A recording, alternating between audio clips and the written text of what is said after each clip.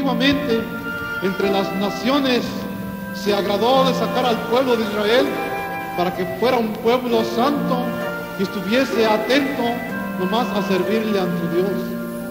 Pasó aquel tiempo, a hoy se encuentra en la tierra la puerta del cielo, que es la iglesia del Dios vivo, columna y apoyo de la verdad, que se encuentra en la tierra. Vuelvo a repetir, sin temor de equivocarnos, hablando sinceramente delante de nuestro Dios, en la tierra se encuentra la puerta del cielo.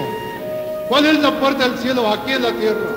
Es la iglesia del Dios vivo, es la iglesia del Señor Jesucristo, es la iglesia espiritual, la que Él ha instituido, la que Él está sosteniendo cada día y vela por ella.